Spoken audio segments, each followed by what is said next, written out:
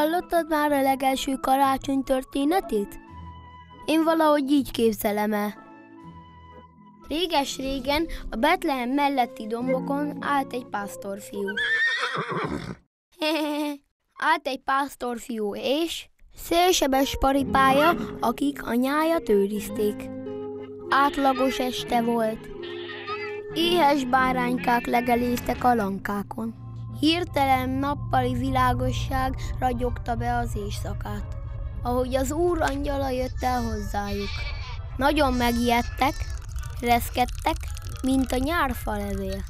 De az angyal azt mondta, ne féljetek, örömhírt hoztam nektek. Ma fog megszületni a megváltó, Krisztus az Úr Dávid városában. A jel egy jászolba fektetett, bepójált gyermek lesz. És hirtelen mennyei seregek sokasága jelent meg, és dicsőítette az Istent. Dicsőség a magasságban Istennek, és békesség a földön a jó akarat embereinek. Miután elmentek az angyalok, elindultak Betlehembe, hogy megnézzék azt, amit tudtukra adtak. Amikor megérkeztek, ott találták Máriát, Józsefet és a jászolban fekvő gyermeket. Elmondta nekik az örömhírt, amelyet hallott.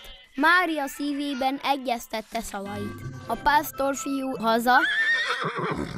Ó, igen, a pásztorfiú és szélsebes nemes paripája hazatértek, dicsőítették és magasztalták az Istent mindenért, amit csak hallottak és úgy láttak, ahogy tudtul adták nekik. Ez volt az első karácsony története.